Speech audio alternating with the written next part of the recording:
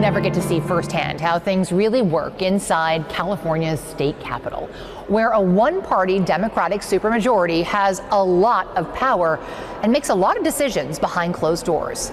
I'm CBS News California investigative correspondent Julie Watts, and you're watching California's fentanyl fight.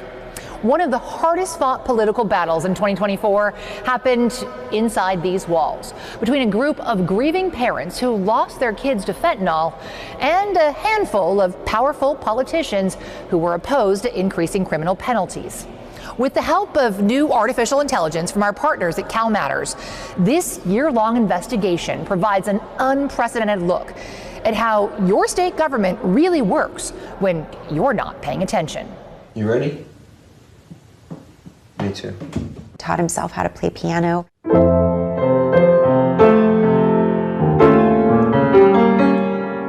He played violin in the orchestra. He was a straight-A student. He starred in the school musical. He was on the track team, on the soccer team. He got a nearly perfect score on the SATs. I mean, and he loved sports. He was really athletic.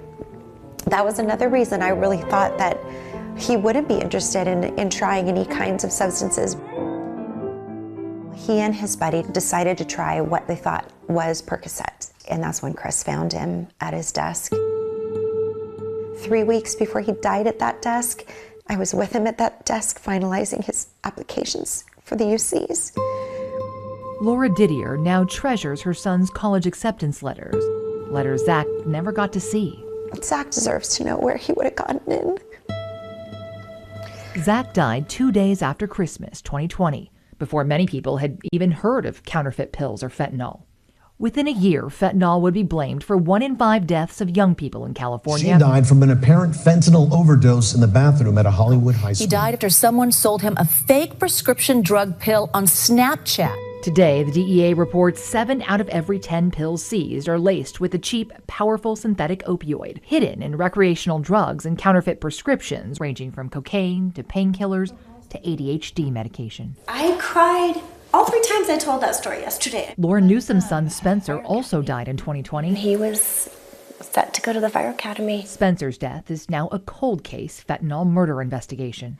This isn't the end of her story. 15-year-old Jules' death led to California's first fentanyl-related murder conviction. She has the kind of heart that would want to help others, and so as her mom, that's what I need to do now. These unintentional activists now find purpose in working to save other parents from the same fate. This is what happened to Zach. Speaking to students at schools and lawmakers at the state capitol.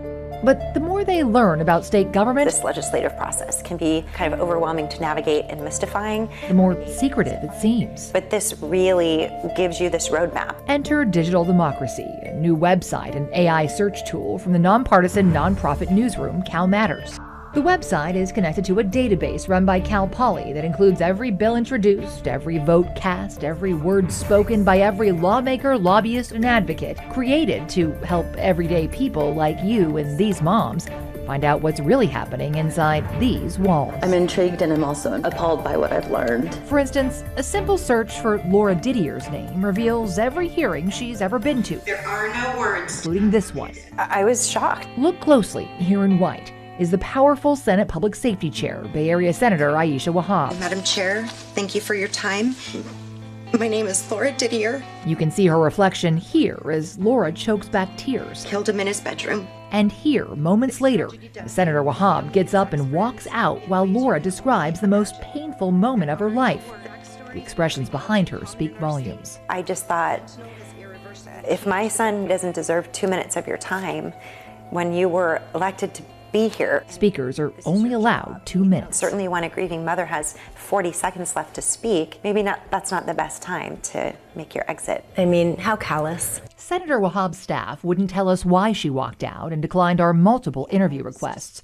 But that's the day Laura says she learned how California's Capitol really works. Wahab. None of the 3 Bay Area Democrats on the committee Skinner. were even in the room for the vote on that fentanyl-related bill, Wiener. which would have increased penalties for dealers. That is not what we're expecting or what we want from our lawmakers. All 3 later voted against the bill in private.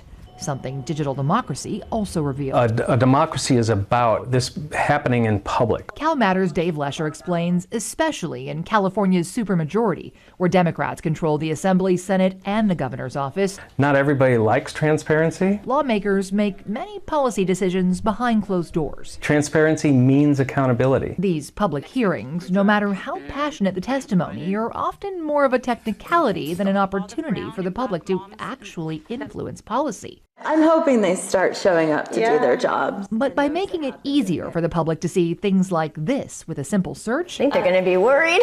Lesher believes Digital Democracy could change the decision-making process. This is about transparency that really doesn't exist right now. And what Digital Democracy revealed about Alexandra's law A lot of supporters. had a ripple effect all the way to the ballot box.